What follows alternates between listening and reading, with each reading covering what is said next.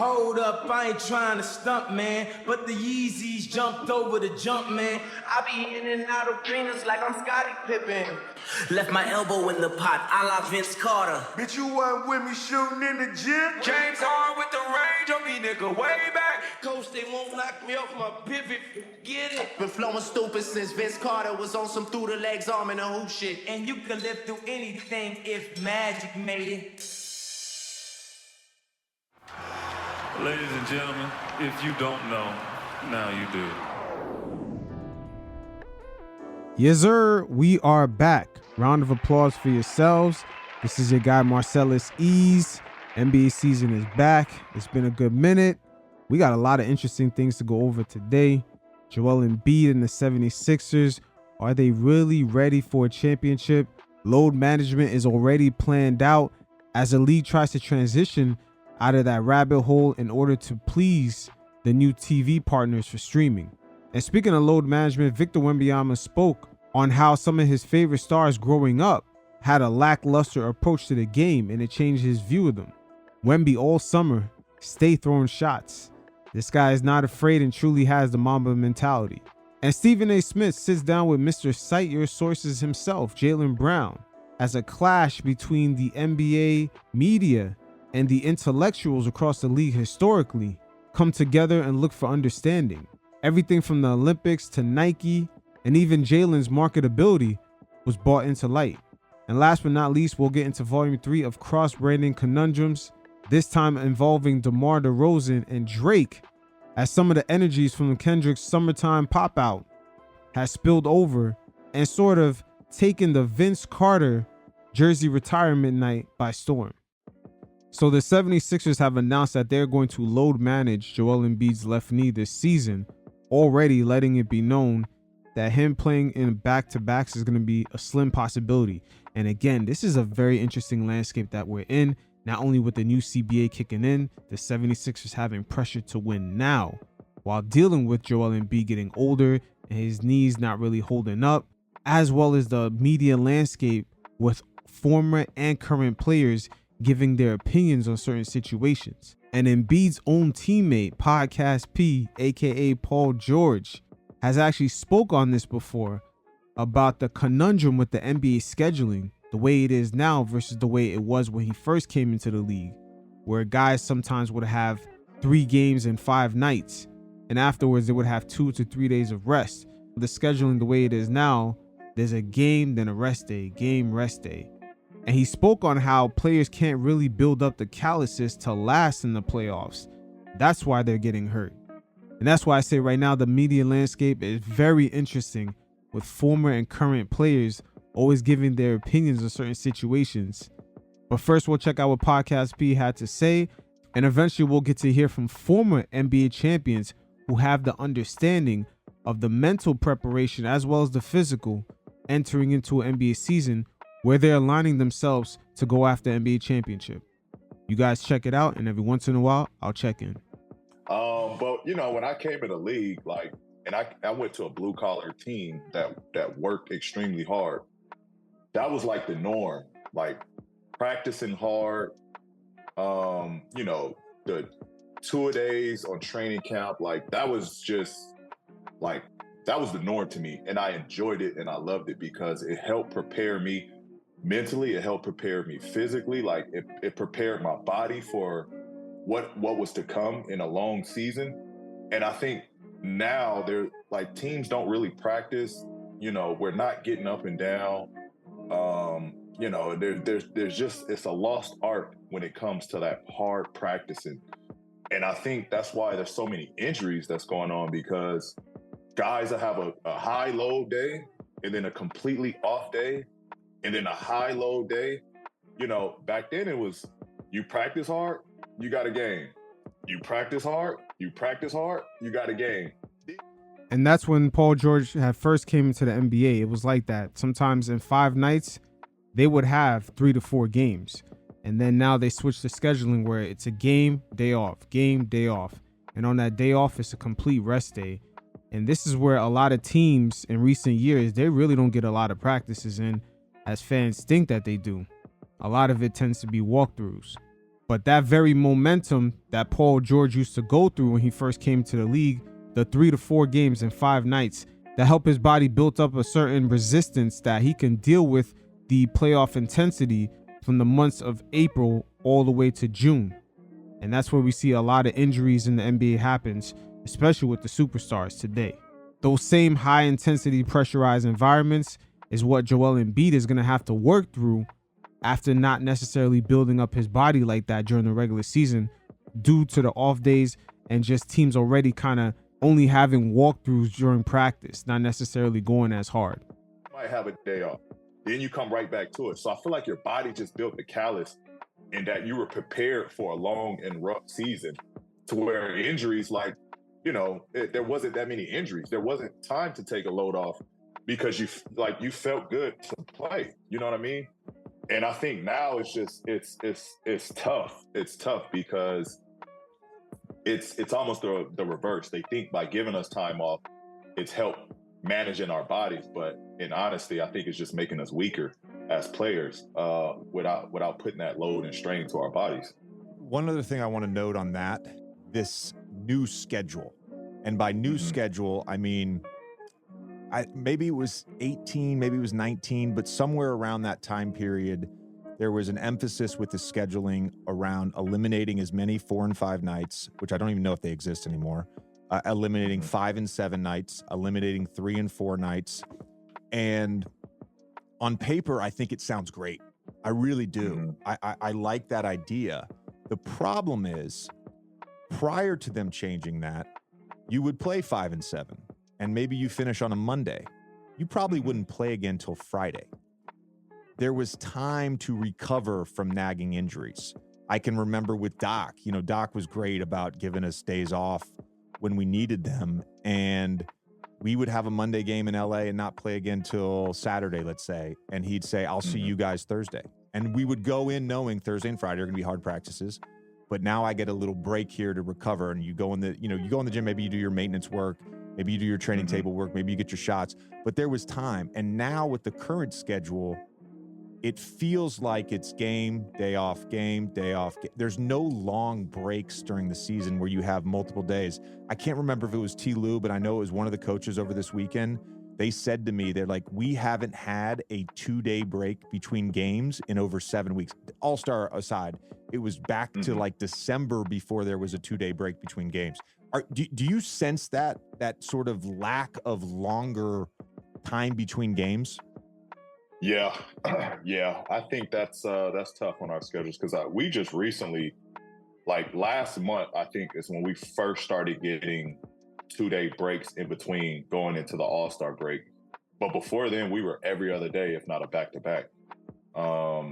And like, it's no, like, I don't want to say it's, Clippers' fault or, like, I'm not saying that T. Lou doesn't practice us, but it is hard based off of our schedule of playing every other day to get good practice days in on that note, And now you guys start to see where things are already compromised enough with just the scheduling alone.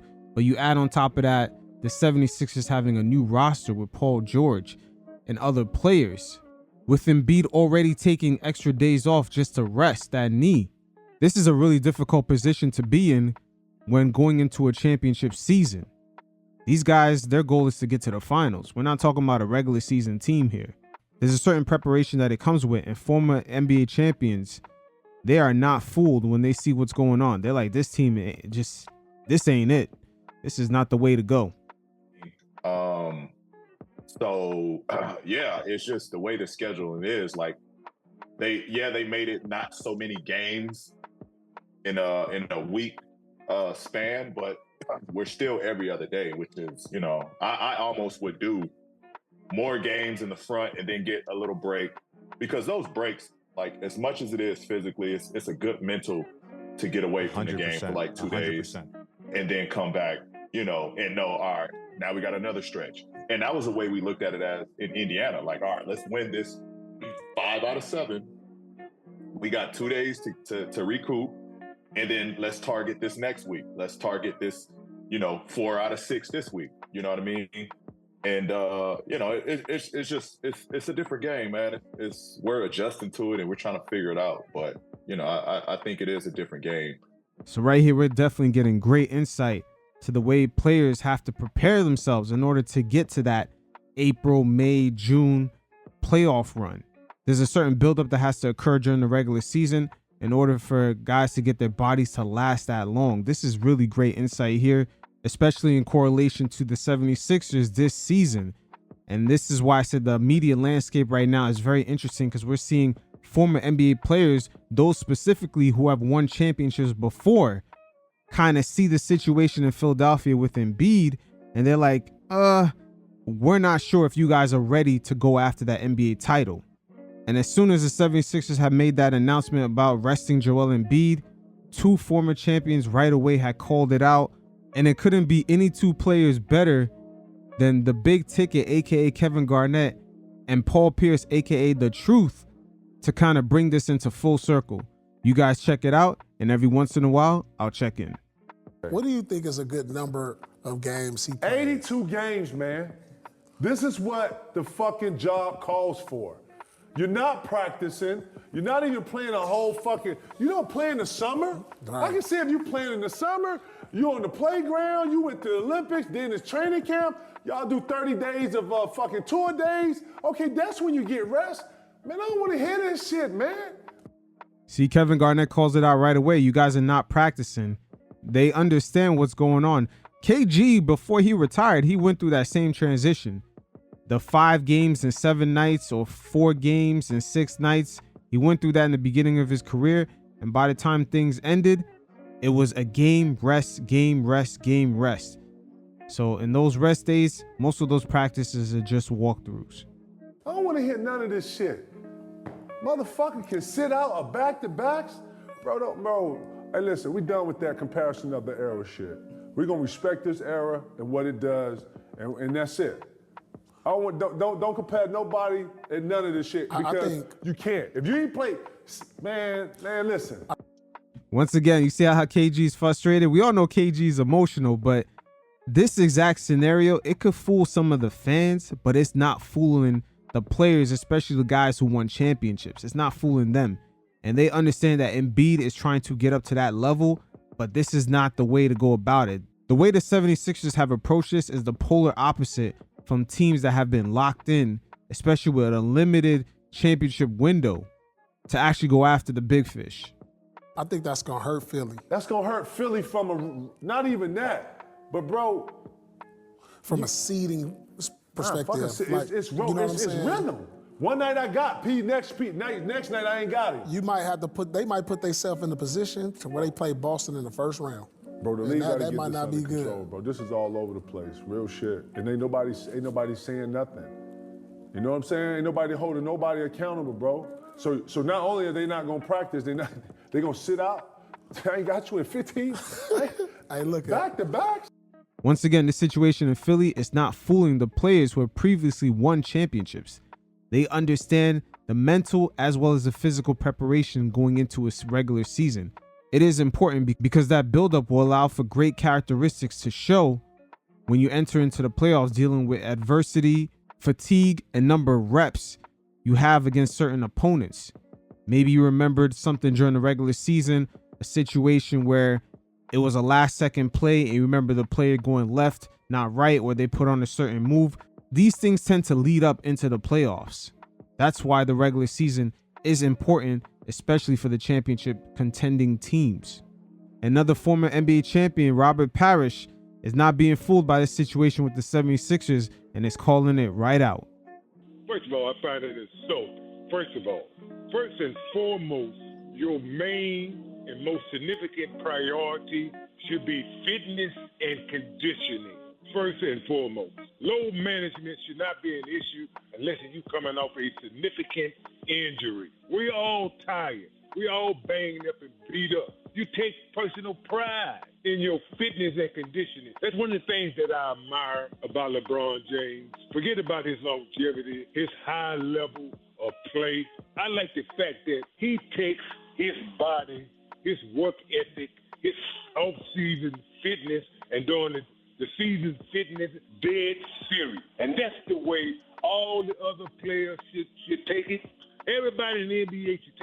page out of LeBron's book in terms of fitness and conditioning. Should take it as serious as he does. If you take care of yourself the way LeBron does, load management should not be an issue. Oh, man. Robert Parrish letting Embiid have it right there. Calling the 76ers applying this load management on Embiid a pacifier for him being out of shape and not ready to make this championship run. Again, this is why I'm always emphasizing the media landscape being real interesting, because now we get to hear from the former players, and all the guys who previously won championships are not fooled by this. And this should come across as a major red flags for the 76ers fan base. They deserve better. They've waited a long time for the whole trusted process system. The 76ers kind of gambled on Ben Simmons a little bit too long, holding on to him, not getting rid of him, keeping Jimmy Butler. It's just a lot of mistakes, and now they're almost at the finish line, and it seems like all the internal things that was fixable, that they should be on their P's and Q's about, it's just not quite up to par. So we'll see how things play out for the regular season. The 76ers might have to internally adjust their approach if they want to capitalize off of this, I would say, trust the process era to close out on it, because they're looking at maybe a 2 to 3 year window, especially with Embiid not necessarily being in shape each season and him getting older, and we'll see how those knees hold up. And just seeing how the 76ers situation is playing out, with them entering into a year where they're supposed to be contending for a championship, but Joel Embiid will be going through load management. A lot of the younger players are watching these guys. They're seeing how they move. And I say this because Victor Wembanyama had did an interview while stating that during his rookie season, he was actually disappointed in some of the stars that he looked up to, of how serious they took their preparation in order to maintain their status in the league. You guys check it out. Some of them are really impressive and inspiring in the way they approach the game every night, but others that I used to like, now it's like I'm just not sure they deserve it. Like they don't seem like they put as much work in as I thought. It makes you wonder, who is he talking about? Maybe when he was around his teenage years, guys like Kristaps Porzingis, Joel Embiid, Anthony Davis, Karl-Anthony Towns, Rudy Gobert, Miles Turner.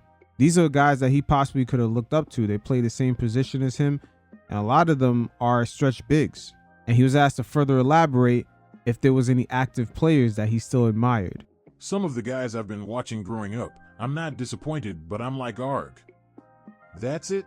But some of them, like Kevin Durant, I've got to know Rudy Gobert even more with the national team. I know their work ethic, how they view the game, and it's really inspiring, and I want to do the same. Again, Wemby is different. Don't let that international flavor fool you. Most of the NBA audience has not been awakened to what kind of Mamba mentality that he really has. And we were reminded of that during the Olympics after the gold medal game, where he issued out a warning for the rest of the league that he's on his way. The Spurs staffers, they talk about the currency of experience, just the things that you can put in your bank. Do you think you gained that from this tournament? Nobody's going to take that from me. You know, it's I'm learning, and you know, it's I'm worried for the opponents in a couple years. Yeah, NBA and FIBA. Everywhere. Damn, my man said everywhere. But again, Wemby issued out a warning shot over the summer, and now entering into his sophomore season, he's stating that, hey, guys he grew up watching, he does not respect the way that they approach the game. And just seeing the type of situation that's going on in Philadelphia, I don't blame him. I do not blame him. And this is going to be an issue that's going to permeate throughout the league as the salary cap increases. It's going to go up to about $220 million with this new TV money kicking in. Guys are going to become much more wealthier. Will they be as hungry as to remain competitive and carry on that torch of that Mamba mentality that Kobe had? It was easy for guys to have that rumble and tumble mentality that we always hear about from the 90s because money was scarce. That's the part they never talked about. Not everybody was getting a multi-million-dollar deal. Some of the largest players like Magic Johnson signed a 10-year deal for just like $1 million a year. Same thing for Scottie Pippen. So guys didn't necessarily have their feet kicked up with multiple millions of dollars in the bank. The league a decade before was on the verge of bankruptcy. But fast forward today, Times are a lot different. You got streaming companies, tech companies, the gambling aspect, and a lot of the off-court endorsement possibilities due to social media. So this is going to be something that's going to permeate throughout the league, how they can keep these guys competitive. But Wemby already has that built in him for the new generation coming up. But we'll see. Wemby might be restoring the shit-talking aspect of the NBA that a lot of us still love. So this will be volume 2 in my series, in which we touch base on the issue between NBA ownership historically with the intellectual as well as the pseudo-intellectual athlete. And in volume 1, we touch base on Stephen A. Smith making comments saying that the powers that be had issues with Jaylen Brown and his non-marketability due to the fact that, he displays certain intellectual abilities as well as him being boisterous. I'll provide those links in the description below. You guys definitely check it out. But this very issue right here, before we get to this sit down, is a problem that not only stems throughout the sports world, but in everyday life. Some of you listening right now may be at a job where there's a lot of psychological games going on with people's internal relationships with money. Some of you listening right now might be dealing with a lot of issues throughout your jobs, whether you're in corporate America or the blue collar field, with them attempting to play psychological games with you so you won't project the value that you bring to the company. And the same thing happens throughout all levels of life, even with the multi-millionaire modern day athlete, as we'll see in this segment right here. But they touched on numerous things, including playing the corporate game, Jaylen Brown not being selected with Team USA, his marketability, and also the powers that be, whether it be in the NBA or throughout the sports world, as well as the athletic sponsors, not wanting to deal with athletes not coming from a strong foundation, starting at home. But you guys check it out, and every once in a while, I'll check in. Because I find myself to be humane and fair. But in the same breath, when we take this example, let me use this example that you're talking about, with what I said was text to me about you. And by the way, others had said it as well. I wasn't talking about how I feel. You and I have been cool for years. You've always been good to me. What I was trying to say was, this brother is great. He's great on the basketball court. He's great off the basketball court. He's an individual of very high integrity, highly educated, whom most people that you encounter considers you nothing short of brilliant. And yet, these opportunities that clearly you are deserving of and should be afforded to you was not. Mm-hmm. And so when I brought that up, I literally get a text in the middle of the show. And immediately after the show, I got 3 separate phone calls. And they were like, yo, this guy is not liked by some of the powers that be, because he's smart, because he's outspoken, because he's principled and he's defiant and he's not easily manipulated. These are things that are costing him. I didn't look at it as something that was smearing your character. And also a part Stephen A. Smith that is not talking about, he comes from a strong culture at home, which is something this society right now is sort of deculturalizing parents from having influence on their kids. They want the younger generations to look up to these athletes and gain most of their influences from TV, which will just end up turning that younger generation into better consumers. Looked at it as individuals basically pointing out that you're not liked, and I completely understand why folks who are in positions of power and decision-making positions, you wouldn't like somebody because they usually don't like folks that are principled. I agree. Sure. And I wasn't holding you accountable for anything that you said. Right. It was that your platform is so large. You have the #1 platform in the world. First Take, your podcast now. What I was asking was, is there a dissension but what you report on, and also how you carry yourself as an individual and as a man? Like, how do you differentiate the two? But to be honest, I'm gonna come clean. Sure. Like, I wanted to have this conversation, but honestly, I couldn't wait to address this unnamed source. Right. I know they probably will be watching this, because people like that are always watching. And I wanted to let them know that I had a great summer. Like, just as simple as that. Like, I traveled the world. I went to Umrah. I won 2 MVPs.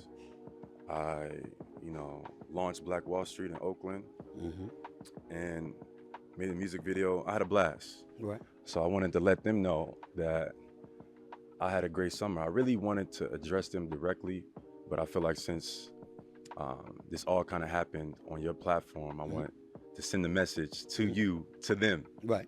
Because you only the person that knows who the source is. And I basically wanted to say to them that I think it's cowardice. I think historically, unnamed sources have attacked some of our greats. And we are not responsible for what they lack in design.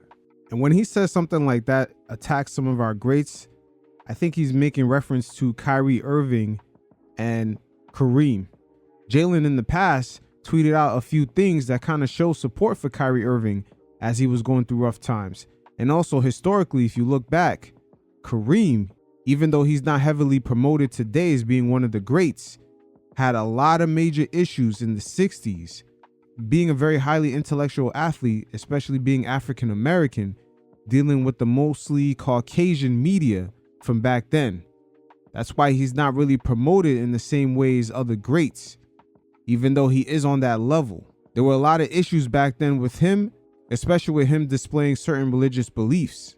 So the powers that be never really marketed him and brung his name up to the certain level that it should be displayed today. LeBron James has played over 20 years in a pro-offensive era, and he just surpassed Kareem in points. Frankly, they can call all their buddies, they pals and friends from all over the world, all the unnamed sources, and they can shove it where they got it from. Whether they think I'm marketable or not, I walk with God. I'm gonna be me and stand with my community in this life and the next, and that's my journalistic integrity. Okay. Go ahead. I wanted to get that off my chest. Sure. And now we can start the interview. You can get it all off your chest. I'm not going away because I got to tell you something. I don't understand why somebody saying what others may feel about you to hold you back, and they know that you've done nothing to deserve it. I don't understand how that's cowardice for them to talk about what somebody else is feeling. Like, for example, I'm looking at you and I think about Bill Russell, how principled he was. I think about Muhammad Ali, how principled he was. I think about Kirk Flood, who was the father, of free agency. When you think about what he did in Major League Baseball, I think about Jackie Robinson integrating the sport of baseball. I think about so many highly educated, highly accomplished, highly principled individuals. Now, it's funny how Stephen A. Smith is speaking to an NBA player and he does not mention Kareem. You see, that's how much the media had resented him back then. He is a very highly intellectual guy. And again, for how much he has accomplished in the NBA, he is not talked about enough. Just looking at Kyrie and the way he's loved, how beautiful he plays the game, some of the more recent controversies he's got in, we've seen an attempt from the media to kind of shun what he already has historically done before all those controversies had happened. It's amazing how they try to downplay what he has already accomplished. The word likability is not something that you would attach to them when it came to Madison Avenue and marketability and promotion. So somebody saying this guy is not liked because of that reason, that's not them insulting you. That's not them calling you out. It's them saying the world that we're living in, you're not somebody that's easy to control. You're somebody, you stand on your own and you're your own man. For sure. What's the problem with that? It's a balance, because it's one, you can critique someone's performance. Okay. But then also if you're attacking their character. Like, they didn't just say that I wasn't liked, they said I wasn't marketable, they said I was arrogant, I carried myself with a certain demeanor. And that line gets crossed between critiquing someone's performance, not liking them for whatever reason, and then attacking someone's character. I think journalistic integrity requires it to go both ways. I never had a chance to respond or defend myself. One, because they're never gonna reveal themselves, and two, the damage is already done. So when I'm speaking to is the unnamed sources. Like, if you speak on it and you say something because we have a relationship, at least I can look at you and we can go back and forth about what it is that we believe or what it is that we don't believe. An unnamed source, Like, what is that? Mhm. You know, and to be honest, it reminds me, I think it has familiarity with when I was entering the draft. 2016 third overall pick. What was said? Do you remember? I do not. I'm sorry. When I got drafted, they said that I was too smart. A source, an unnamed source. Okay. Said that I was too smart to be a basketball player. Now, where have we heard that recently also from? Mo Bamba. He said the same thing. They kind of made him feel like he should dumb himself down and that certain teams weren't willing to accept him because they thought he was too smart and he might venture off into other things. Again, it's amazing how some of the upper brass questions an athlete's smarts, but they never question certain athletes. Maybe this person's a little bit too dumb. We never hear that. And especially for the African-American players, there seems to be an issue with them kind of experiencing the more intellectual side of some of these brothers. I'm not going to lie. They never question maybe a person like JJ Redick.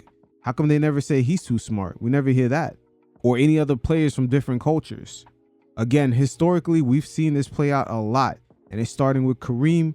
We heard that more recently with Mo Bamba. And now the same issue is playing out with Jaylen Brown. Today's modern athlete faces a dilemma because in order for them to land some of these big sponsorship deals, these guys kind of got to stand for nothing.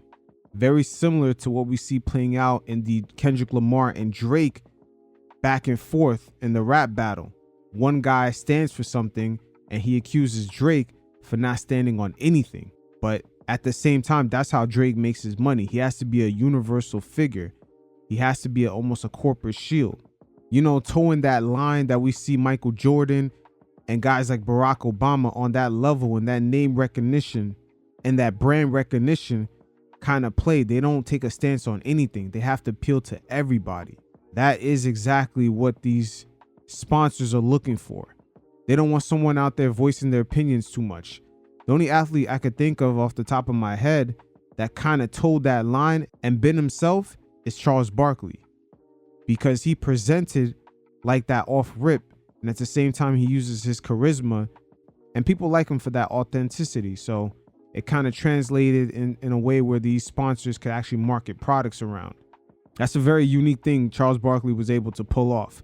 But today's modern athletes, they have an ability to have a voice more than ever with social media, but they're 10 times more scared of that cancel culture backlash.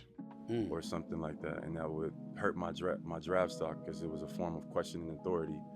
And this source, this unnamed source, who now have said back in 2016. Back in 2016, it was a very popular, subject at the time, and this source kind of reminds me of that as well, And I actually figured out who that source was. Okay. But I know because of your credentials, your background, your journalistic integrity, we never gonna figure out who that one is. You're not. Yeah. You're not. I'm not gonna let that happen because I protect my sources. But I will tell you this: there's also a line that I wouldn't allow to be crossed. Like if somebody were to call up and to get into your personal business and try to attack you, I'd have never said anything like that. I'd never let something like that come out of my mouth over the airways or anything like that. But somebody pointing to this individual that went to Cal, this individual, I want to read something here.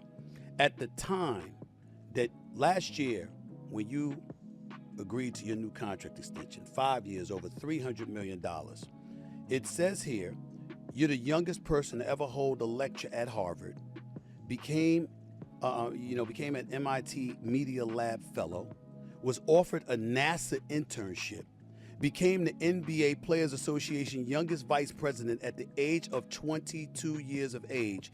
And when your historic contract was finalized, you were in a robotics session at MIT. Is that true? That's true.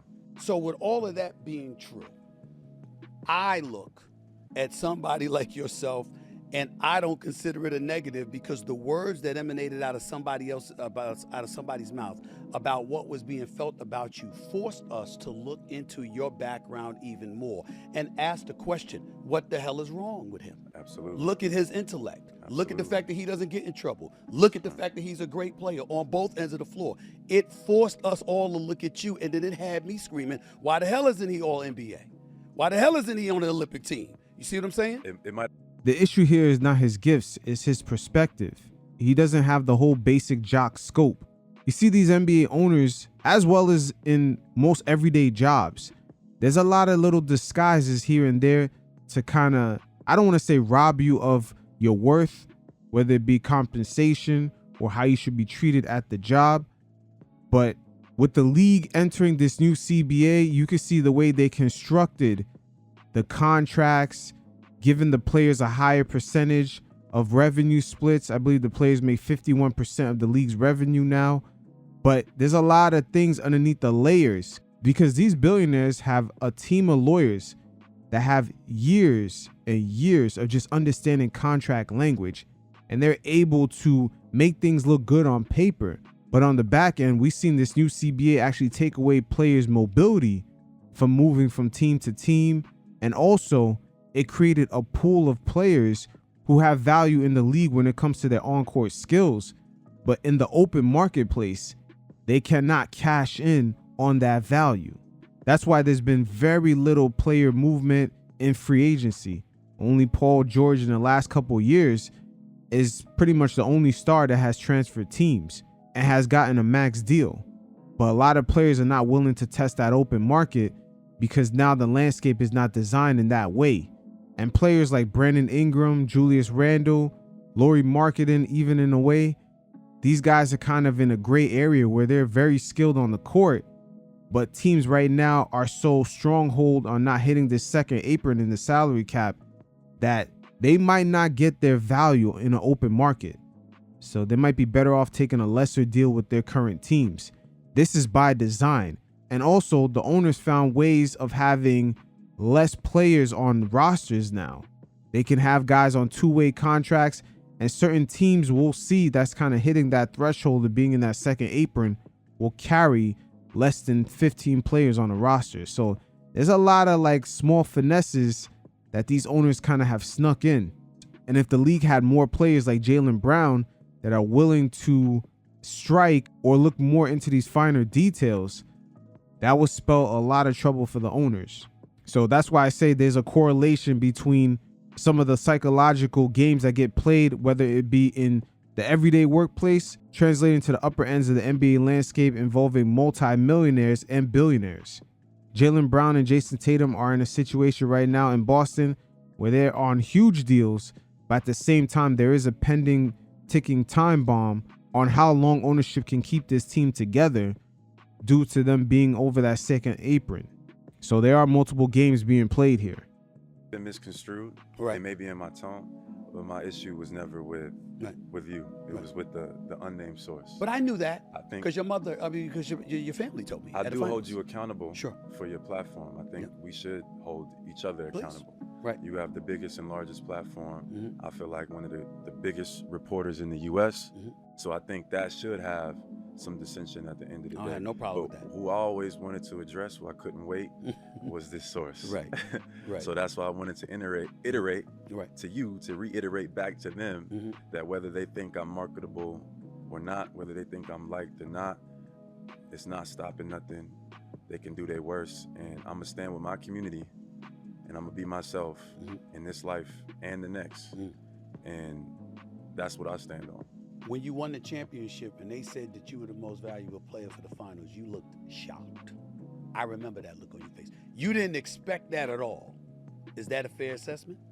I think I deserved it. Right. But I did not expect it for reasons that we've been talking about earlier in this conversation. I feel like because of who I am and because of how I approach things and what I stand for, it intimidates people and rugs people the wrong way, and I think good. Because there's a lot of organizations, there's a lot of things that need to be changed. We see the results from our former players, we see the results in our community, and nobody thinks that we need to change some of these cycles. So you should feel a certain type of way when I walk into the room. And that has caused me to miss out on opportunities, awards, and things like that, popularity. And I would be lying if I said it didn't bother me. earlier in my career, but I got to the point where I fully embraced it. I walk into my masculinity. I know exactly who I am, and I'm comfortable with that. You know, whether it goes left or right, whatever direction it goes for me, my platform, whether something shakes tomorrow, like I can live with the fact that I'm gonna stand on my principles and my values to the end. You realize that everything you just said validated everything that I pointed out, right? You understand that, right? I do. You understand that, right? Did you hear what I said, though? Yes, I did. About accountability on my Yes, part as well, that's because what of the I'm saying. platform that I have, Yes. et cetera, et cetera. Okay. No question about it. And by the way, I'm one of those guys. Listen, if you watch me on my day job on First Take, you'll see me half the time with my head down. You know why? Because I get text messages every segment. Every single segment of every single show, there's somebody that's texting me about some players, people who pretend to hate me and never talk to me, but they're the ones texting me, coaches, executives, owners, agents, everybody. It's always been that way. So getting a perspective, it's a challenge at times to know what the line is and what it isn't. That's why I've never changed my number in 20-something years, because I want to make sure everybody can reach me and there's no excuse for say we couldn't reach Stephen A, we couldn't reach out and touch him. That's what I try That's to do. very true, and you are here now in Boston, That's right. allowing me to be on your platform to respond, and I think that in itself is a great notion, because like a great reporter gets both sides. Right. So I feel like your unnamed source created this whole hoopla where people felt some type of way, as did I. People responded, but now it's the opportunity to clear the air and talk about things that matter, but also address it and then move on. Right. I don't, but the thing about it is that I don't think it was something that was created. I think you recognize the fact that because of who you are and what you stand on, For sure. that there are certain people in positions of power that want to hold you back because when they want to do business, they want to do business with people that they can control. So my next question to you is, Does that not sound like Drake? And it's not necessary to harp on him. It's the perfect universal caricature that these mega sponsors want these guys to play. That whole, I represent everyone. I could appeal to everything that everybody's into. That's a double-edged sword for today's modern athlete, because right now these guys not being so willing to display too much of their personality to perhaps offend a certain demographic or group, it's kind of holding the league back and the NBA media overall from marketing these guys, because it's that same personality that makes the league more interesting for younger viewers to come in. And that's where we see the issue where Anthony Edwards is almost the last of the Mohegans. His personality, him being the American athlete, which the NBA low-key needs, quote unquote, the American swag to promote the league. Thus, they don't have to rely on too much of the international stars who don't necessarily have the same charisma. But the way things are now, where a thing can go viral real quick and just tank a whole company's stock price, these are interesting times. considering who you are and who you know yourself to be, and now that you're a champion, is it consistent, or does your principled position elevate even more because now you got the credentials to back up that you indeed are somebody who deserves everything you want? Absolutely.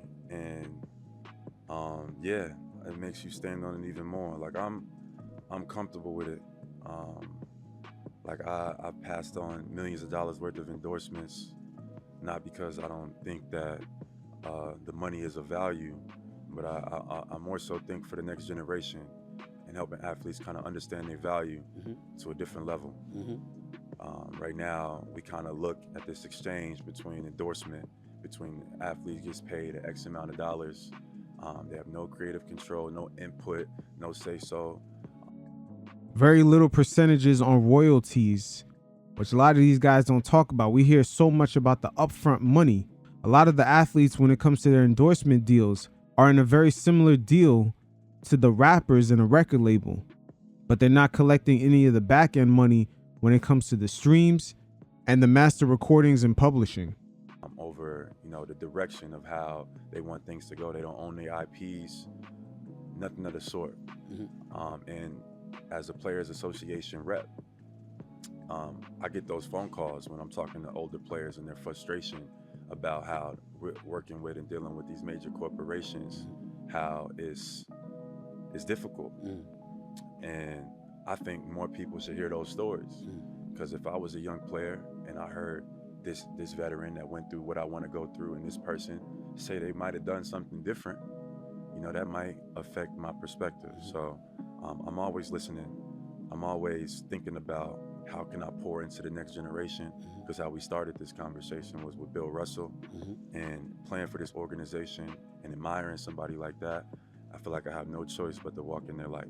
So when you give advice to some of these young cats, telling you some of the things that they're enduring, knowing what you've already been through, what do you tell them?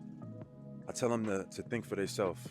Most importantly, our influence doesn't just get determined by being an athlete or what I say, an entertainer. Like, I think our influence goes beyond. Some of these dudes got God-given ability, jumping over cars, running fast as lightning. Like, I think that influence goes beyond just entertainment. And some people may disagree on that, and we're gonna have to disagree to the end. I think we should challenge ourselves, our minds, because we have the potential and the capabilities to be, leaders, not just on the court or on the field or in the music industry, but in society as well. And him speaking on that leadership and just some of the former athletes not being happy about their sponsorship situations in regards to royalties on certain sneakers or athletic wear. Kobe Bryant, the week that he passed away, he had a meeting that following Monday. He was going to leave Nike. He already had a prototype of his own shoes. He had linked up with some accredited investors out in Silicon Valley, and they had a shoe lined up with technology and everything. The prototype is out there if you guys want to check it out. But his relationship with Nike was over, and we seen it play out shortly after his death because his wife had posted things on social media questioning Nike, and that relationship had soured, and it took a year for them to repair it. But Kobe Bryant was going to introduce a whole paradigm shift for athletes to kind of think differently, and who knows, perhaps view their partnership with these shoe companies as an IP that they can own and they could license to these companies and jump ship if they have to, or just even bring that IP to some venture capitalists out in Silicon Valley and introduce new products with it. It doesn't necessarily have to be shoes or athletic wear. It could be something in the health and fitness department or in health in general, but the sky's the limit. The ability, the talent is given from God. It's just up to us if we realize it, understand it, and access it. And that's what I like to explain to the younger generation, is that you're not just a basketball player. It's the platform that you might have, but you got people in the community that look up to you, listen to you. Don't listen to the ones that say you should just focus on ball or don't care about nothing or nobody else. Nah, it's okay to stand for your community. It's okay to be a representative of your family, to not just be about the money, the cars, the girls, etc., but also be about building and bridging and creating things for the next generation and creating a legacy rather than just giving back what they just gave to you. But what about being smart and strategic too? How important is that, and how often do you give them that level of advice? Oh, that's everything. That's the emphasis of the advice is to have stratagem. Don't go out there aimlessly saying things and doing things that you don't have the capability to back up. If you look at how I've approached things, it's been with nothing but strategy. How I built my brand, how I've approached the work I do in the community is all about, one, making the world a better place, but two, also being able to be in a position of influence to affect the next gen. And affecting the next generation is what it's all about. Look at the situation with LeBron making the decision, going to South Beach, being a superstar, to leave his initial franchise. That caused a paradigm shift, and it has affected all the other superstars coming after him. Now guys want to go and do what's best for their career. instead of being beholden to that whole I'm loyal to a franchise. Meanwhile, as soon as the franchise doesn't need you anymore, they'll ship you and your family out to a different city, and the fan base pretty much won't even care. So LeBron James has caused that paradigm shift, and best believe that whole loyalty to a franchise really benefited only the owners. That narrative is really not in the players' benefit. And those type of narratives, and there are many of those kinds of narratives. Another one was set kind of by Woj with free agency. Guys better hurry up and get deals by July 10th. Every offseason we would hear this, like teams would really run out of money. But then again, we'll hear from certain agents speaking on how when guys like Woj put these type of deadlines, players who have high values end up taking lesser deals because they want to impress family members and friends with having their name come up on the ticker by a certain deadline. So there are multiple layers of psychological games that ownership is playing with players in regards to their relationship with power and money. And it's on all levels, from the everyday job to the professional athletes making millions of dollars and dealing with billionaire owners. It was a lot, honestly. And a lot of the stuff that we just talked about, I feel like delineates into the same conversation. Mm-hmm. But I'll say this. In 2028, if I have to sign to Nike to increase my likelihood to play USA basketball, I'll pass. Why? One, I think that the essence, like you see it in our grassroots, kids, instead of enjoying the essence of basketball, are like forced to pick a side. Mm-hmm. And I look at our global game, and Europe is closing the gap. Mm-hmm. And he's right in bringing that up. Nike, along with Adidas and all the other sponsorship companies, have way too much influence, and it's forcing the best high schoolers to not being able to play other kids on the same level because they're part of a different brand. And that is having an effect on the players, because in Europe, these guys not only have the advantage of becoming professionals as their preteens, but their training is a lot different and they get a better overall scope of the game. They got to train on ball handling regardless of size. They got to train on post-up skills. They spend most of their time training, and they advance only according to their skill, not their age. That's why we see Luka being as good as he was out there in Spain at a very young age. I believe he was 19. And by the time he got into the NBA, you see it translated in his very first playoff series against Kawhi and Paul George. A healthy Kawhi and Paul George, I should say. And Luka was giving those boys a tough time. So there is a lot of politics with the sponsorship deals. And if you really look at it, if there's a lot of politics with amateur kids, you could only imagine the politics when it comes to Team USA, and millions, if not billions of dollars at stake, with Nike making about 58% of their revenue outside of North America when the Olympics are on, and Adidas making 76% and Under Armour making 39%. And this is where the athletes kind of got to cash in on some of those sponsorship deals with just making these Olympic appearances. They get a percentage of the royalty checks of the shoes that they sell or just merchandise. We see all kinds of sneaker releases during the Olympics, LeBron Gold Edition or etc. But the Olympics overall is the Super Bowl for all these sponsors: Adidas, Under Armour, Nike, hell, even Skechers. They're all cashing in, and this is how the sponsors justify the large contracts that the higher tier athletes get, like Kevin Durant, LeBron. All that money that they're giving away to these guys in sponsorship deals, this is where they help them cash in on that. Is the global reach. It's not necessarily the sales in the US, it's just global. And the Olympics overall is in cahoots with this, because they do restrict certain competitors of Nike and other brands. It's called the Olympic 40 rule, from actually having too many ad slots during the Olympics. So a lot of things are reserved for Nike to be the main sponsor and kind of utilize on the Super Bowl of marketing for these athletic wear companies, which the Olympics definitely is. That's the main politics of those players being on Team USA. About 80 to 90% of the roster is already predetermined. I believe that we should focus more on our development of our youth and grassroots. And I think sports, I think shoe companies should have less control over the industry. Right now, and I was one of those kids. You know, I was a top player, number one. Actually, you came to one of my high school games. Yeah, I remember that. Yeah. I was a top player in high school, and and it was so much to deal with. You know, Nike, Adidas, like going to an Adidas school, going to a Nike school. And also the new NIL situation with these kids in the amateur circuit able to cash in.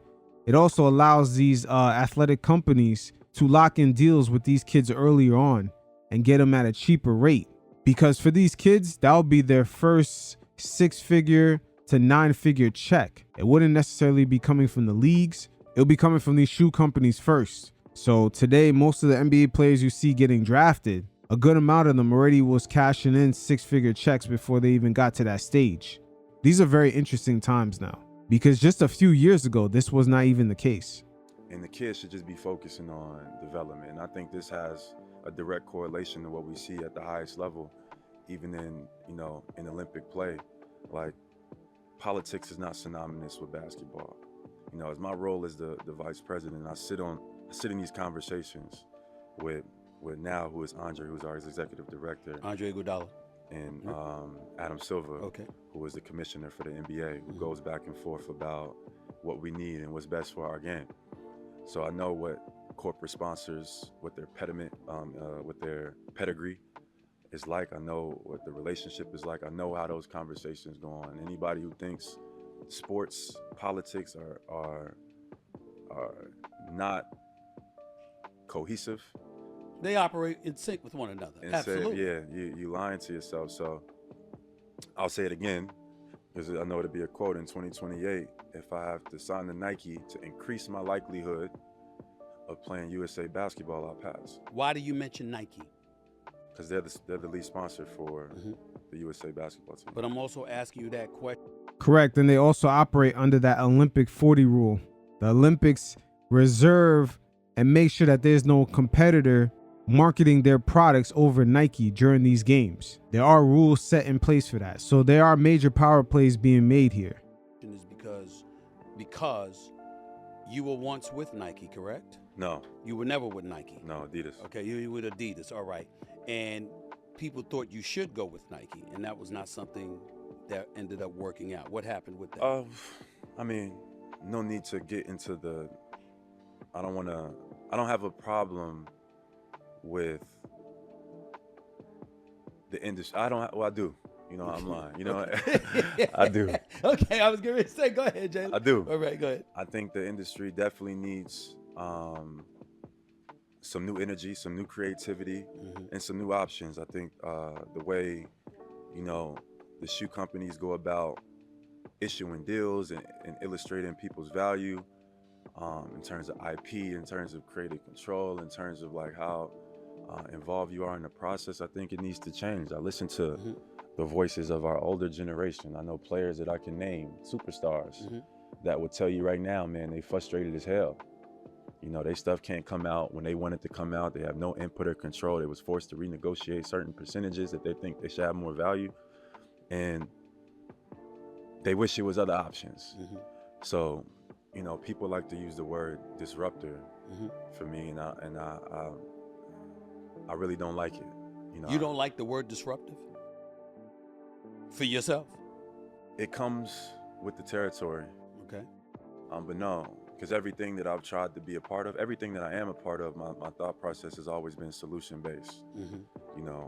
Listening, being a representing our 450, listening to what players are saying behind closed doors. But some people would say solutions can be disruptive from time to time, depending on who you're dealing with. Yes, no, you're correct. I just don't like to be called just like singularly Got it. A disruptor.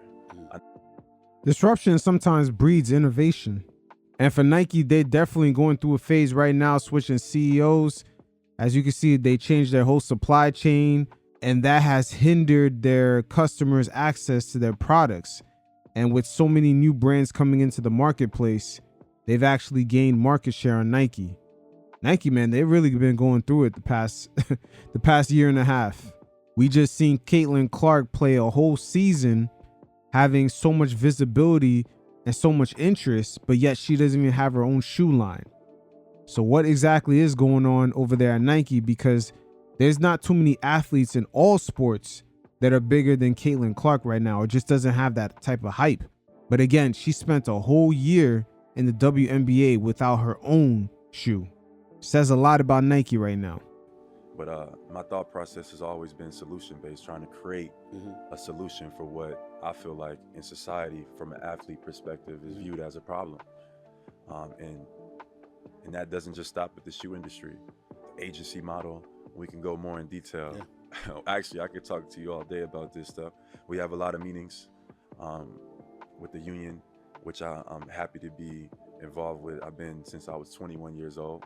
So I've been 7 years now that I've been participating in the development. You turned 28 in a couple of days.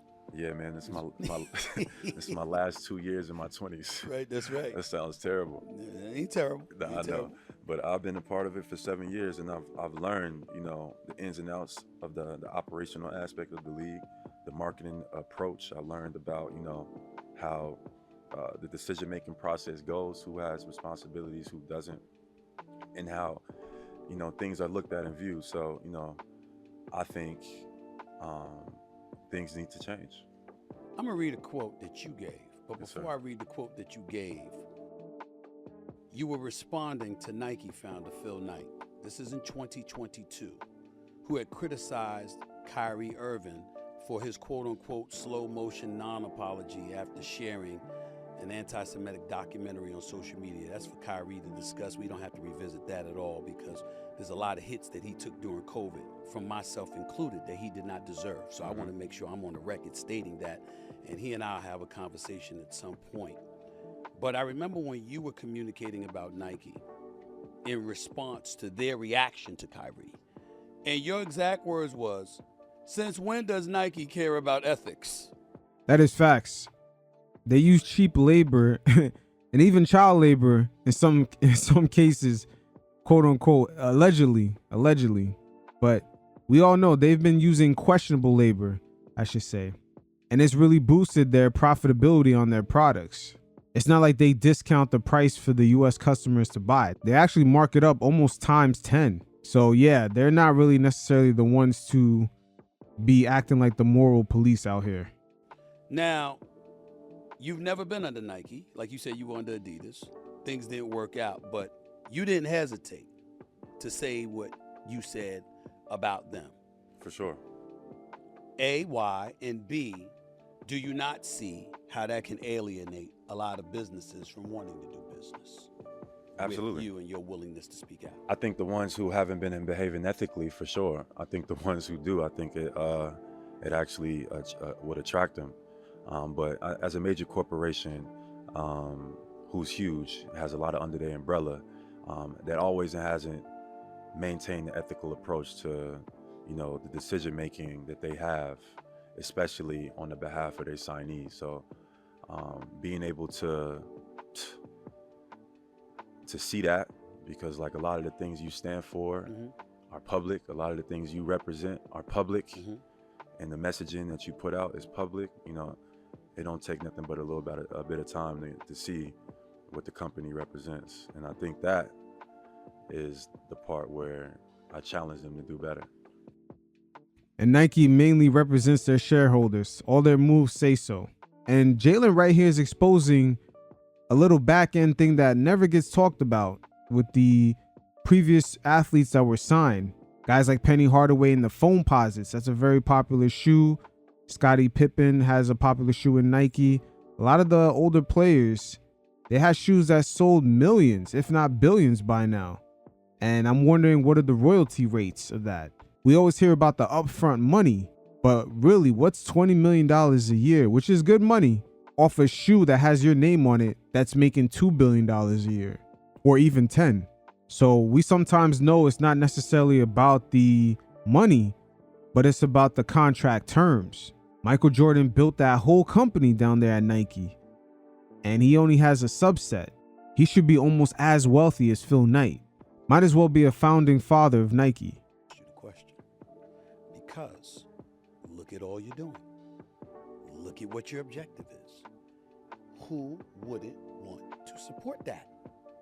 Nevertheless, you just articulated it's a challenge. Yes.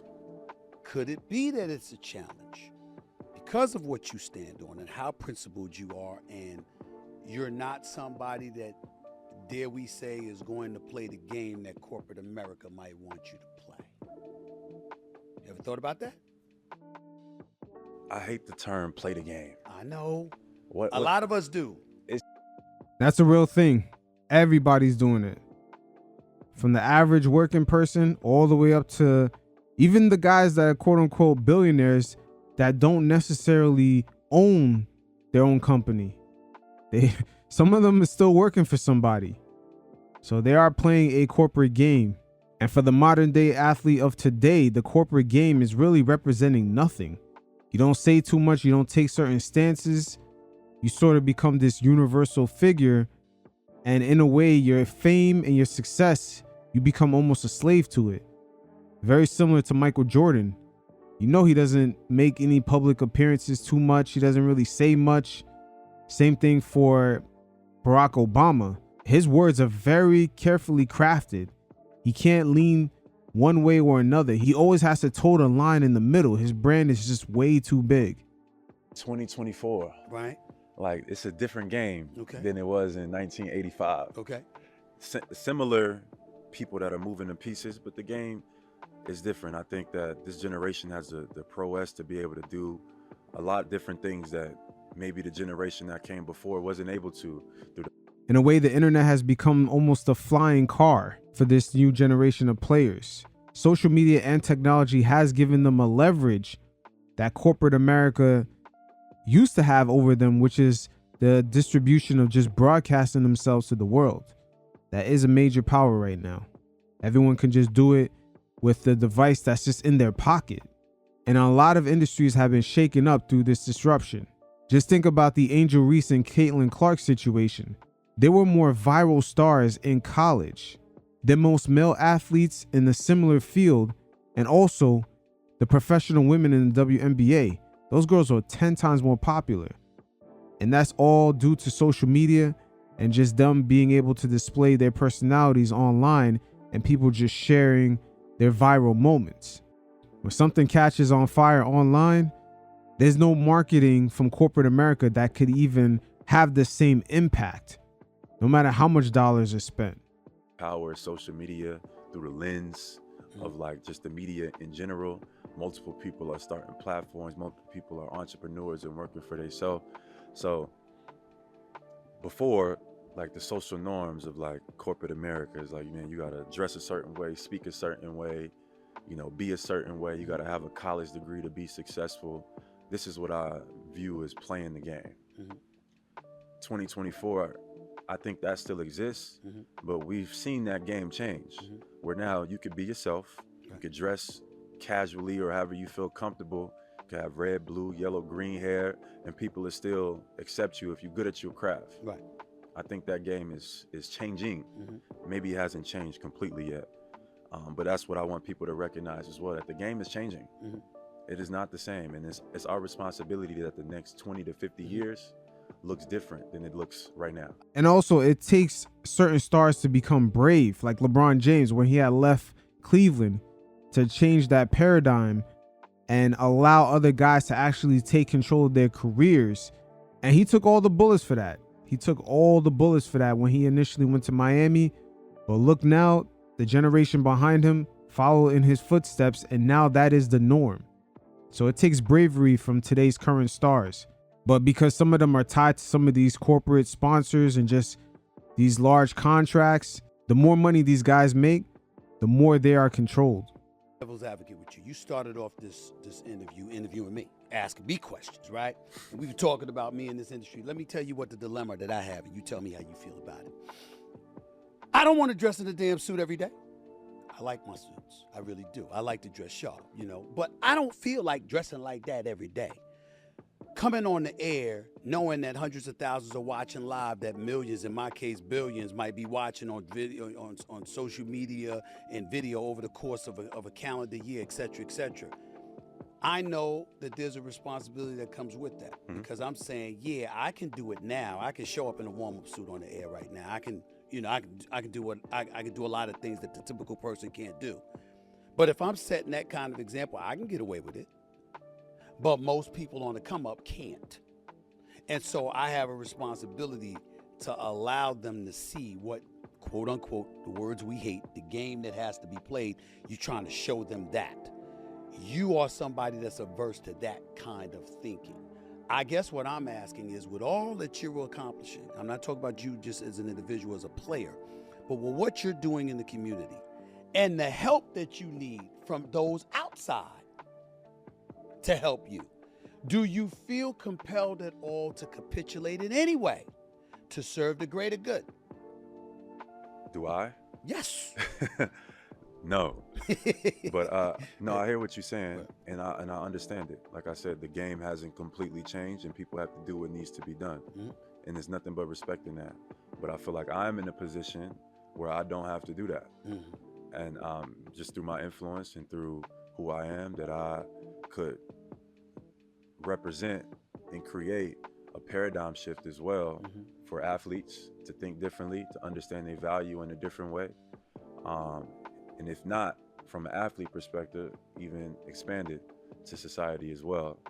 But what I represent and what I speak for is the next generation of athletes. And I know what we go through as well is what people in corporate America are going through at the same time. So I understand it. Like your example was you wearing a suit on TV for First Take, and that's, considered industry standard. Like nothing is wrong with that. I think that I was just using that as an analogy to how, how someone dresses is attached to a certain level of professionalism, at least in the past. And it is still, but in a lot of times people showing up to meetings that I be at, and they be in stuff like this. Right. Yeah. I feel you. It's definitely about the next generation. Guys like Luka, Jason Tatum, as well as Jaylen Brown, De'Aaron Fox, guys in that era, that 2017, 2018 class, the type of money these guys are set up to make. And if the TV deal continues to be going well, guys in the future could continue to make even more money, and their influences should go beyond basketball.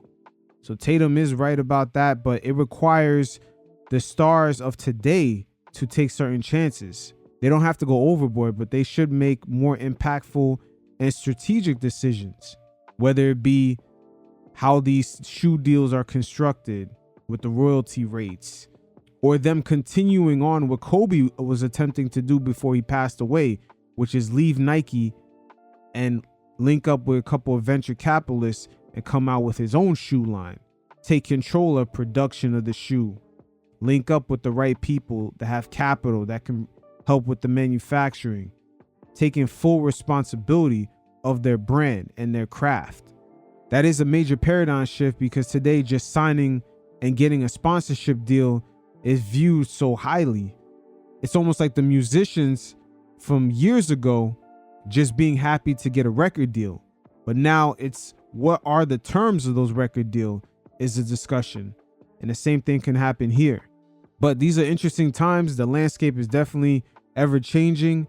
And it's good to see Jaylen Brown being able to voice with Stephen A. Smith his angst, some of his issues. And this is the power of this landscape right now. Stephen A. Smith is on his own platform. He himself is playing the corporate game. He's trying to utilize and make his network, ESPN, understand his value. They're trying to go direct to consumer. They're going to need new faces, new personalities to make sure that people continue to pay a subscription monthly. And he's one of the premier faces that have helped ESPN remain number one, stay on top. And he definitely should be cashing in on that value. The deal that he's fighting for not only helps him, but it helps future generations. Because if he takes a lesser deal, the generations behind him will be picking up the scraps. So there you have it. There is definitely a major paradigm shift due to the technological landscape. The modern day work structure is changing, as well as people's optionality, thus changing the way that they behave. There's a lot of parallels of the way this situation relates to everyday life. So this will be a continuation of my series, Crossbranding Conundrums. And this will be volume 3 starring DeMar DeRozan and Mr. Six God himself, Drizzy Drake. And we'll break this down layer by layer. And the only interest here is the storyline. It's not about being part of Team Drake or Team Kendrick or Team DeRozan or whoever. The storyline is the only interest here. And in this segment, we'll see a night that should have been about Vince Carter and his legacy. A man who sacrificed his starting role in the All-Star game in order to give the fans what they wanted to see, which is Michael Jordan's last appearance. Vince Carter has always been a solid guy. That's why I said this situation right here is multi-layered. And at the same time, Drake and DeMar DeRozan came up at the same time. Their rise happened from 2009 all the way to 2018. That was their prime years in both the hip-hop world. Drake ingratiating himself as a Toronto Raptor, other than being the top rapper. And that's very important here because he has ingratiated himself with the city the same way DeMar DeRozan did on his rise. He spent most of his prime years in Toronto, and very similar to Vince Carter, people mainly remember him for being a Toronto Raptor. So the relationship between Drake and DeRozan on their rise from 2009 to 2018 was symbiotic, as both their brands benefited, and from the outside looking in, it looks like they were really good friends. But what happens when the brand equity being associated with each other runs out after DeMar DeRozan gets traded? That's when we'll see the real friendship. But first, let's get reminded of how deep their relationship was in Toronto and the letter that Drake had posted on his Instagram soon as DeMar DeRozan was traded.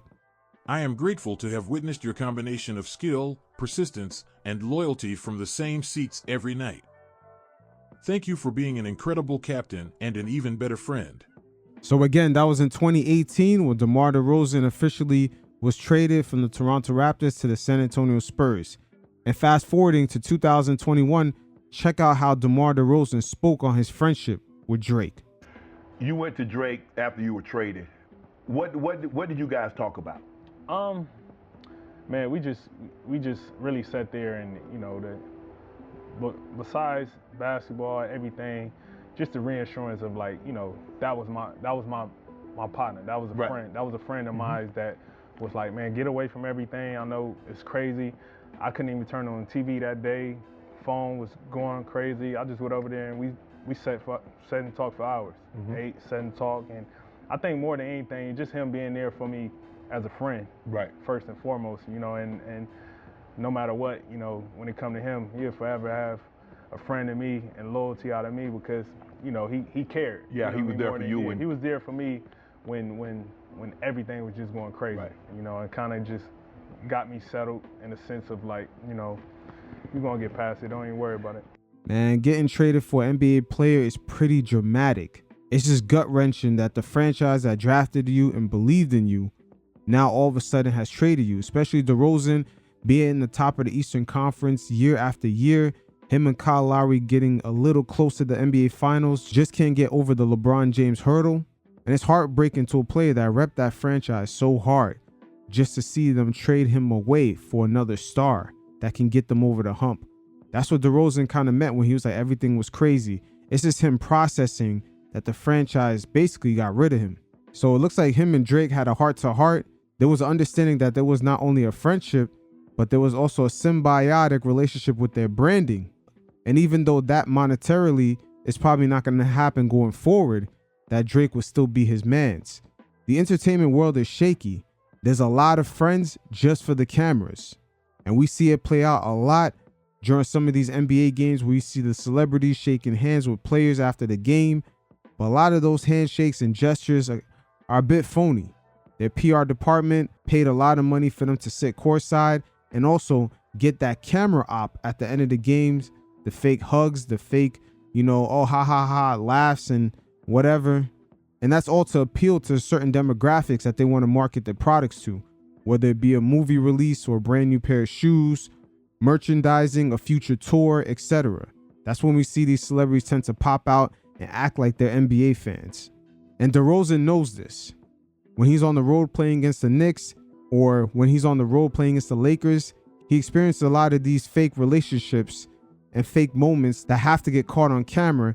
And as soon as that thing turns away, it's a different story and the acting job is over. So now finally, fast forward to today, the beef between Kendrick Lamar and Drake is multi-layered. And for DeMar DeRozan, a California Compton native, the city of Los Angeles is very territorial based on neighborhoods, and there's a certain culture, especially the LA culture, to the natives in that city does not get put in the back burner. It hurts your brand. DeRozan understands this. And here's where the conundrums pile up. Even though him and Drake were probably cordial and decent friends, things kind of got put in a gray area for DeMar DeRozan when Drake not only used AI of Tupac's voice, which was viewed as disrespectful to the cultural natives of LA, but also what never seems to get brought up is how Drake loves to wear other rappers' chains. The way he wears it is very similar to a hunter who in his house, he may have a dead moose, the head of a dead bear, stuffed in his living room. Drake wears other rappers' chains the same way. He does that for some of Pharrell's chains, and he also has Tupac's ring, and he wears it in the same manner as the hunter who has the stuffed animals in the house. And that right there gets perceived very different from other cultures. Drake himself might be a fan of those people, but there's been tracks over the years where he kind of brags and boasts as if those items are almost the stuffed animals and he's conquered them almost like Thanos with all the rings, and he's wearing it and he's the top dog. He's kind of flexed a little bit like that. So DeRozan is kind of put in a gray area. Is he going to put his city and his brand above Drake, or is he going to side with his city? These are gray areas because the relationship between him and Drake is no longer symbiotic as far as their brands. There's no monetary benefit anymore. So this is where we see how deep are these quote unquote celebrity friendships. So just in the very few weeks after the songs dropped from Drake and Kendrick and they're going back and forth and everyone's reacting, things are going viral, he sat down with funny ass Jeff Teague and he spoke on the situation. He tried to play neutral. I like to do that, bro. Ain't too many light-skinned niggas that can go crazy in the city like that in Toronto, bro. But that ain't nothing for DeMar to speak on. even that, like, just how great in the, like, I know it's so easy when people get caught up in the size and all that, but it's like, Drake. I don't think Drake still the amazing shit that Drake done did over what the last 15 years. Like, can't be erased. Nah, bro. 2 like, weeks. He's come undeniable. on, nothing could ever take that away. You see what I'm saying? Like, I know, like I said, it's always easy when I look at it from, be honest with you, I look at all this shit like I really come from like the hood. I come from like niggas losing their life over some dumb shit, over dice games. Like, like I done had an uncle get killed by, that was a blood that got killed by a Crip. Another uncle that was a Crip that got killed by a blood, and it fucked up my whole like childhood upbringing to where it's like y'all letting songs divide and create and make people so sensitive to where it's like, to me it's like, come on, man, like we it's like watching a fucking action-packed movie. Nobody really dying. You know what I mean? It's true. To me, I hated how it started because they just two totally different artists to me. I get Drake can really rap. It's just Kendrick, like you said, really come from kind of more respected. Yeah, but it's like I think you can't just never discredit like Drake. Drake is like, That's him right there playing neutral. Notice that his homie tried to downplay Drake. Kendrick come from a more respected background, and this is DeRozan right here trying to backpedal like, whoa, let's not disregard Drake right now. This is DeRozan trying to play the middleman. He's holding his homie down. Like Drake is like fucking Drake. I'm Drake fan. 100%. And what's crazy is you was in the city when Drake really was. I seen the from the beginning to to where is it Make at a now? star. You know? And it's the same timeline for DeRozan. It was the beginning of his career all the way to where it is now, even with him being traded. Drake is part of that come up. The same way everyone remembers Vince Carter with the Raptors, even though he did spend most of his career outside of Toronto. But people remember him initially with the Raptors. That's the thing about branding in the NBA. It's how you first appear. It's how people really perceive you. A number one overall pick like Zion, who's not really producing like a number one overall pick, but people still perceive him that way as that type of top tier talent. How you come in the NBA is extremely important. Like, I don't think it will ever be another Drake. That's just what it is. You know? And ain't nobody ever fought against that many people, bro. Drake him. Kendrick him too. At the end of the day, it just comes down to it being that. Like, both of them, the big dogs at what they do. Like, why can't that be respected? Everybody got spar one day. It ain't. But Listen, hey, in my neighborhood, the two toughest niggas had to get down. Yeah. One got to lose. That don't make them less than the other one. Yeah. 100%. You know what I mean? It's just be more respected because ain't nobody else gonna get down with one of them niggas. Yeah. Not at all. That's true. That's my view. Everybody who don't come from the streets or understand the street part of it may not look at it like that. It may get in their feelings or be sensitive about certain shit. For me, I look at all this shit like, bro, ain't nobody hurt. This shit is this is. It was good. We watching fucking The Matrix. So again, really early on after the songs dropped, DeMar DeRozan playing the middleman, trying to play neutral. But at the same time, he lets you know he's really LA. He's really part of that culture. So fast forward when Kendrick Lamar had the pop out, DeMar DeRozan not only made an appearance, he ended up being in the music video. Because again, he comes from that LA culture. He cannot deny his culture over his brand. It's just not in his spirit. It doesn't even make any sense. He's LA homegrown through and through. And Kendrick Lamar's victory over Drake was not only a Kendrick thing, but it was a LA thing. Once again, Kendrick's victory over Drake just wasn't about Kendrick. It was a LA victory. The city had a moment where everyone can come together and make peace and break bread and celebrate the cultural history of Los Angeles. So DeRozan had to make an appearance at the pop out. This is where he's from. This is his culture. This is what he knows. And he also made an appearance on Kendrick Lamar's Not Like Us video, but it's really where he appeared in the music video. The scene where he was at, it was in this lot where it looked like a bunch of crates that came off a ship were just docked. And normally crates like that sometimes appear in docks with women inside of them being trafficked. And Kendrick Lamar made numerous references to Drake being a sex trafficker in the song. So this is where the gray area comes from with the friendships. Why would DeRozan make an appearance on that very scene? And probably to Drake in that music video. And this could also be perceived on Drake's side as DeMar DeRozan stepping on the city of Toronto. It's a real tough call to make because I don't know who would ever put their city on the back burner to rep a city that they're not even from, but at the same time, that's how they were able to create and monetize the prime years of their career. DeRozan is in a tough spot. So fast forward when Vince Carter's gonna have his jersey hung up by the Raptors, Drake got on the live broadcast and he showed his ass out. He chose one hell of a moment to make things known of where he stands. Absolutely spectacular, right? Yeah, unfortunately we're playing this goof tonight, but it is what it is, you know what I mean?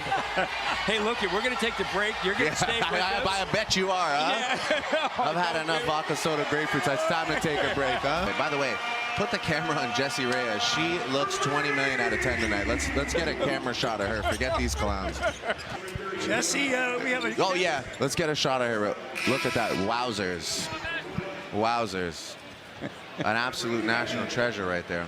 101.92. Jack and I. Holy smokes. Speaking of national treasure. Yes, if you ever put a DeRozan banner up, I'll go up there and pull it down myself. That's the answer to your question. Is that what you're going to ask? No. Oh. I didn't mention that. Well, you know DeRozan and Kyle. Yeah, well, shout out to Kyle. The statues are next. Well. Yeah. They are. Drake, thank you for joining us Oh, in the fourth quarter. I'm getting cut. You're not. You're not. Let's cut back to Jesse one more time before I get out. Drake once again choosing one hell of a moment, and he definitely went in.